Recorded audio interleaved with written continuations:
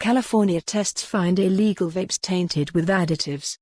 Los Angeles, AP, California officials announced Monday that marijuana vape cartridges seized in illegal shops in Los Angeles contained potentially dangerous additives, including a thickening agent blamed for a national outbreak of deadly lung illnesses tied to vaping. Officials also found that the illegal vapes confiscated in the December raids typically were not as potent as advertised, and sometimes contained just a fraction of the THC claimed on the labels, according to state testing results. THC is the chemical in marijuana that makes users feel high. The findings highlight the risk for consumers at underground shops and delivery services that are common in Los Angeles and elsewhere around California, officials said.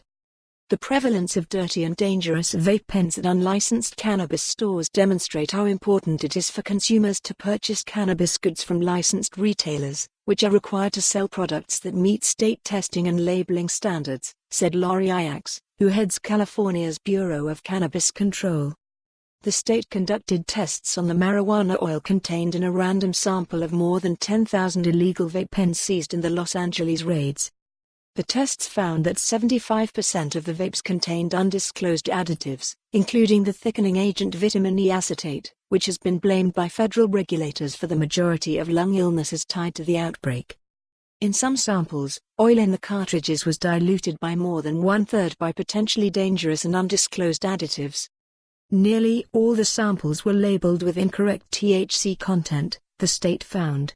For example, one cartridge claimed the oil was up to 85% THC, but actually contained 33% THC. Some vape products seized from the unlicensed stores contained as little as 18% THC. The findings were released just days after the state announced another effort to slow the spread of the illegal pot market, where consumers shop when they want to avoid hefty taxes or can't locate a legally licensed shop. Last Thursday, regulators proposed rules that would require legal shops to post a unique black and white code in storefront windows to help consumers identify licensed businesses. Shoppers would use smartphones to scan the familiar, boxy label known as a QR code, similar to a barcode, to determine if businesses are selling legal, tested cannabis products. The codes would also be required when transporting or delivering cannabis. California, the world's largest legal pot market, launched broad, legal sales in January 2018. But the illicit market has continued to thrive, with consumers spending roughly $3 in the state's underground pot economy for every $1 in the legal one, a report from industry advisors ArcView Market Research and Beats Analytics estimated last. For more on this story, visit the news article link.